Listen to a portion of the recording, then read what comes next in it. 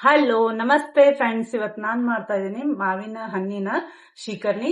ಮಾವಿನ ಹಣ್ಣು ಶ್ರೀಕರ್ಣಿ ಮಾಡ್ಲಿಕ್ಕೆ ನಾನು 4 ಮಾವಿನ ಹಣ್ಣು ತಗೊಂಡಿದ್ದೀನಿ. ನೋಡಿ, ಈ ತರ ಇರೋ ಮಾವಿನ ಹಣ್ಣು ತಗೊಂಡಿದ್ದೀನಿ.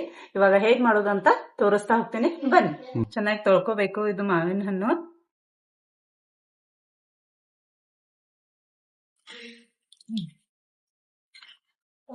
ಇವಾಗ ಈ ತರ ಕಟ್ ಮಾಡ್ತಾ ಇದ್ದೇನೆ ನಾನು, ಯಾಕಂದ್ರೆ ಕಟ್ ಮಾಡ್ಕೋಬೇಕು.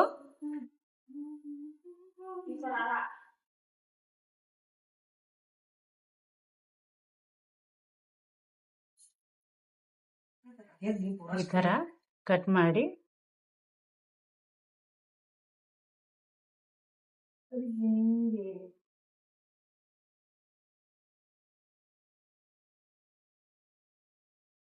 ಚೆನ್ನಾಗಿ ಕಟ್ ಮಾಡಿ ಇಟ್ಕೊಂಡಿದ್ದೆ.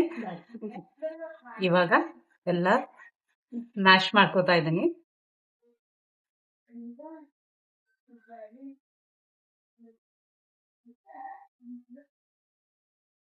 ನಾನು ಇವಾಗ ಬೆಲ್ಲ ಹಾಕ್ತಾ ಇದ್ದೀನಿ. ಇದು ಒಂದು ಬಟ್ಲದಷ್ಟು ಬೆಲ್ಲ ಹಾಕ್ತಾ ಇದ್ದೀನಿ ಇದಕ್ಕೆ. ಈ ತರ ಚೆನ್ನಾಗಿ ಬೆಲ್ಲ ಹಾಕಿ ಮಿಕ್ಸ್ ಮಾಡ್ಕೊಳ್ಳೋಣ. ನೋಡಿ, ನಾನು ಕೆನೆ ಹಾಲು ತಗೊಂಡಿದ್ದೀನಿ. ಕೆನೆ ಹಾಲು ಕೂಡ ಹಾಕೊಳ್ಳೋಣ. ಇದಕ್ಕೆ 1 ಕಪ್ ಅಷ್ಟು ತಗೊಂಡಿದ್ದೀನಿ.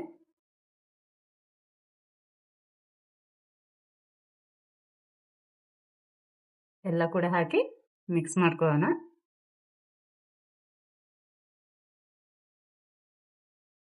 ಇವಾಗ ಒಂದು ಏಲಕ್ಕಿ ಜಜ್ಜಿ ಹಾಕೊಳ್ಳೋಣ. ಒಂದು ಏಲಕ್ಕಿ ತಗೊಂಡಿದ್ವಿ. ಏಲಕ್ಕಿ ಜಜ್ಜಿ ಇದು ಕೂಡ ಹಾಕ್ತಾ ಇದ್ದೀನಿ ನೋಡಿ. ನಾವು ಶಿಪ್ಪಿ ತಗೊಳ್ಳೋಣ. ಏಲಕ್ಕಿ ಪುಡಿ ಅಷ್ಟೇ ಹಾಕೊಳ್ಳೋಣ.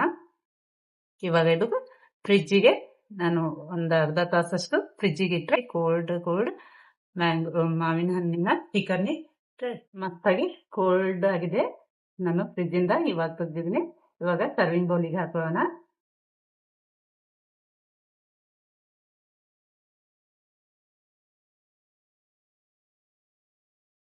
ನೋಡಿ ಫ್ರೆಂಡ್ಸ್, ಮಸ್ತ್ ಆದಂತ ಕೋಲ್ಡ್ ಶ್ರೀಕರ್ಣಿ ಮಾಡಿದ್ದೇನೆ.